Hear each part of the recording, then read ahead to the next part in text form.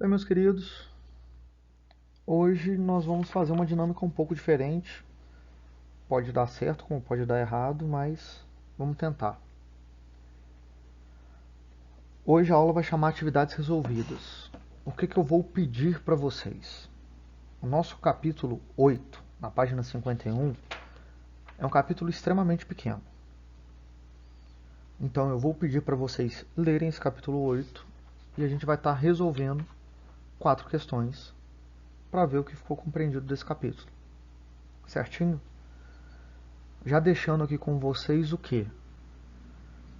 Qualquer dúvida após essa PowerPoint aula de hoje, para deixar nos comentários lá no Google Sala de Aula. Quando a gente for para as atividades, eu vou deixar a página e o número das quais nós vamos estar trabalhando. Eu peço que vocês pausem o vídeo, tentem respondê-las, e aí eu vou estar lendo e respondendo com vocês. Ok? Então vamos lá. Chegamos às atividades. Como eu disse, se vocês quiserem pausar e ver as atividades, ok. E aqui nós vamos estar tentando não, nós vamos estar resolvendo elas e vendo o que foi desse capítulo, certinho? Vamos começar com essa atividade 2 aí da página 52. Aranha e Martins definem o senso comum como o primeiro olhar sobre o mundo, ainda não crítico, a partir do qual as pessoas participam de uma comunhão de ideias e realizam as expectativas de comportamento dos grupos sociais a que pertencem. Sobre o senso comum, assinale o que for correto. Essa atividade aqui é aquela que é o seguinte, a gente pode ter mais de uma resposta certa. Então vamos ver. O senso comum é um conjunto de ideias cuja finalidade é a crítica ao saber estabelecido. Não. O senso comum não tem a ver com essa crítica. Tem a ver com como você percebe o mundo, né? Através de um pensamento que não precisa ser tão aprofundado assim. 2. O senso comum é um conjunto de ideias e práticas cegas e incompatíveis com a verdade. Não. O senso comum ele pode ter uma vinculação com a verdade, sim, só que ele não tem critérios, mecanismos para você chegar nele 100%. Vamos tentar dar um exemplo aqui. Se você toma chá de camomila para acalmar, e ao tomar isso acalma, e quando você faz toda uma análise lá química, você vê que a camomila tem essas propriedades, quando você toma camomila, você toma muito mais pelo aspecto do conhecimento geral, que você sempre ouviu falar. Então ele não é cego, incompatível com a verdade, mas você não, às vezes você não tem o conhecimento específico para falar por que aquilo acalma, mas você usa aquilo. A outra,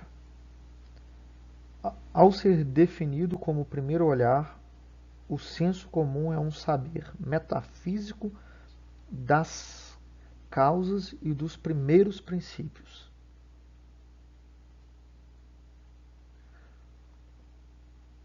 Não necessariamente, porque aqui você vai justificar o senso comum como esse saber. Então não, ele não está definido a princípio nesse sentido. Ele é algo menos amplo, vamos dizer assim. 8. Todos os homens intelectuais e analfabetos participam do senso comum. Sim.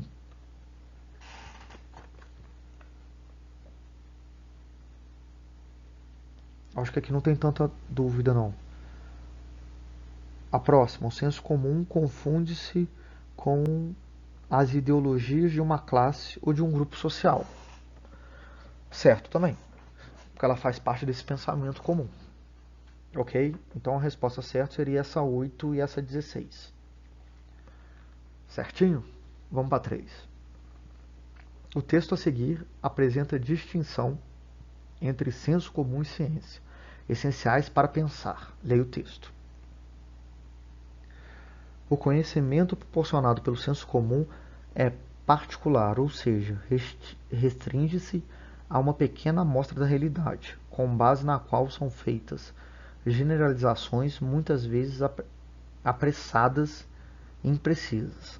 Os dados observados costumam ser selecionados de maneira pouco rigorosa.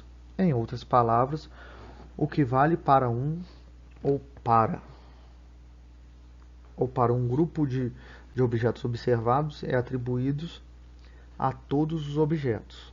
Já as leis científicas são gerais, no sentido de que não valem apenas para o caso observado, e sim para todos o que a elas se assemelham.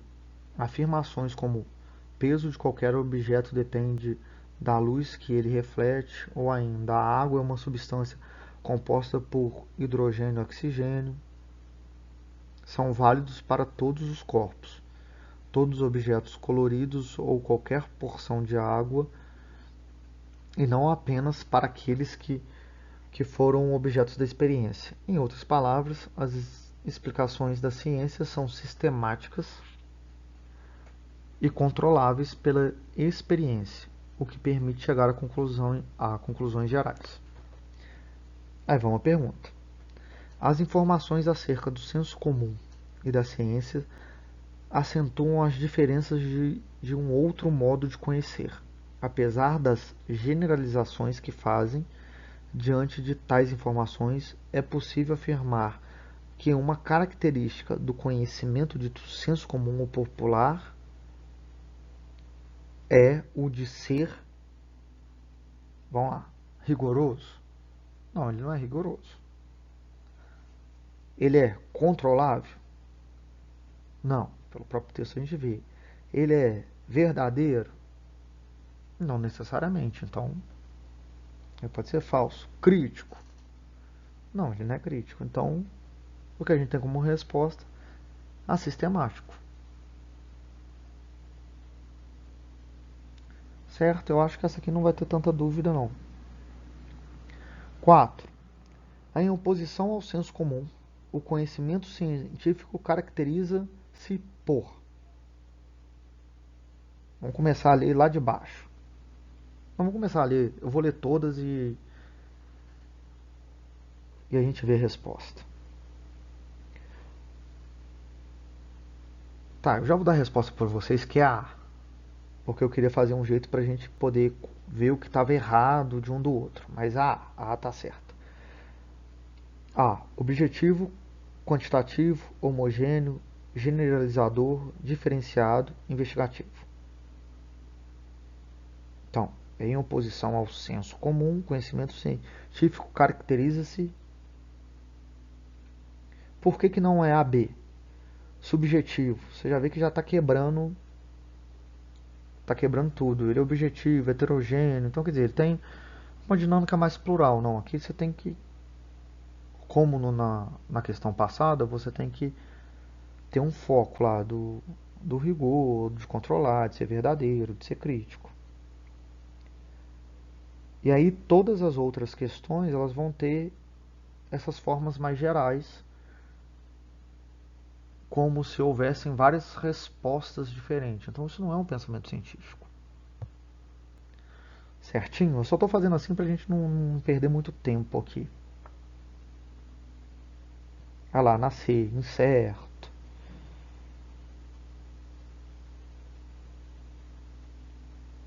Você está vendo incerto? Não é incerto. Na B, subjetivo. Não é.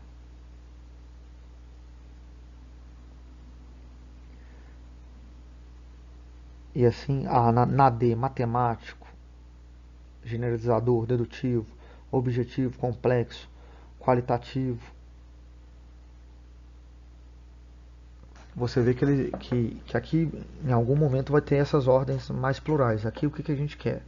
Conhecimento científico. Então, por isso que a A vai responder nessas características de você tentar fazer análise para achar sua resposta. Certinho? Vamos para 5. Para Marilene Chauí, em vez de perguntar que horas são, podemos indagar o que é o tempo. Em vez de dizermos ficou maluca ou está sonhando, podemos nos perguntar o que é o sonho, a loucura, a razão. Portanto, Portanto, o que ele está querendo dizer aqui? Não é possível diferenciar entre senso comum e atitude filosófica. Na verdade, você pode diferenciar sim. A gente já viu isso aí. Filosofar implica assumir, no plano do pensamento, os mesmos parâmetros habitualmente empregados na vida cotidiana. Não, você vê que você tem relações que às vezes não são do cotidiano. E pensar esse cotidiano quando você tem essa relação com o senso comum, né? Porque muitas vezes o senso comum ele vem das nossas relações do cotidiano. Filosofar significa atender-se à aceitação imediata da realidade.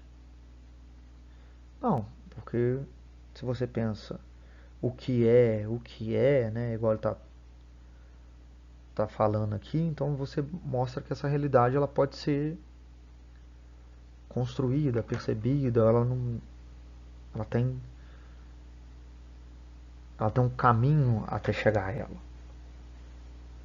Então você não tem essa aceitação imediata. A filosofia começa pela reafirmação necessária das crenças e preconceitos do senso comum. Não, nada a ver. Você tem muito mais essa quebra desse senso comum. E aí sobrou a letra E, que fatalmente vai ser a nossa resposta. Atitude filosófica diferencia-se estruturalmente do senso comum. Certinho, meus queridos? Então é isso. Na próxima aula nós vamos para epistemologia moderna e contemporânea e a gente discute lá. Um abraço, até!